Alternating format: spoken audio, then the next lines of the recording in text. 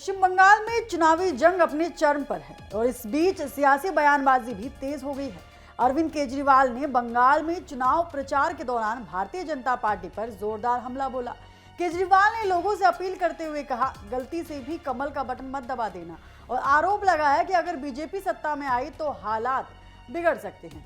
इस बयान के बाद बंगाल की राजनीति में नया भूचाल आ गया है। एक तरफ भारतीय जनता पार्टी इसे डर फैलाने वाली राजनीति बता रही है, तो वहीं टीएमसी को केजरीवाल का खुला समर्थन भी सियासी समीकरण बदलता दिख रहा है। तो क्या बंगाल में विपक्ष एकजुटता का नया चेहरा उभर रहा है और क्या इस बयान का चुनावी असर पड़ेगा?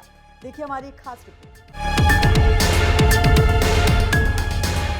पश्चिम बंगाल में दूसरे चरण के मतदान से पहले सियासी बयानबाजी अपने चरम पर है।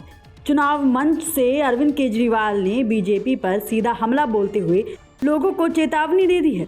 कमल का बटन दबाना भारी पड़ सकता है। केजरीवाल ने दावा किया है कि बीजेपी जहां भी सत्ता में आई है वहां शिक्षा, स्वास्थ्य और सामाजिक ढांचे पर असर पड़ा है। उन्होंने अप्रत्यक्ष रूप से ममता बनर्जी की पार्टी टीएमसी को समर्थन देते हुए कहा है कि बंगाल को बचाने के लिए सही फैसला जरूरी है। इस बयान के बाद राजनीतिक हलकों में हलचल तेज हो गई है और चुनावी लड़ाई अब और ज्यादा दिलचस्प हो गई है। भारतीय जनता पार्टी ने केजरीवाल के बयान पर पलटवार करते हुए कहा है कि ये पूरी तरह से डर और भ्रम फैलाने की राजनीति है।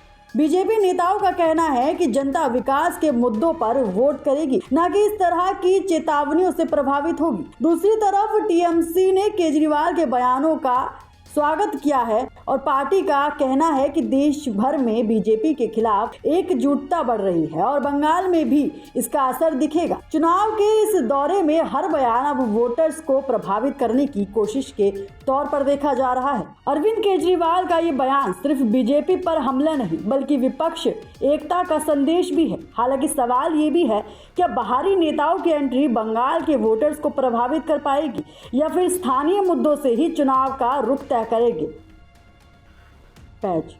या फिर स्थानीय मुद्दे ही चुनाव का रुख तय करेंगे?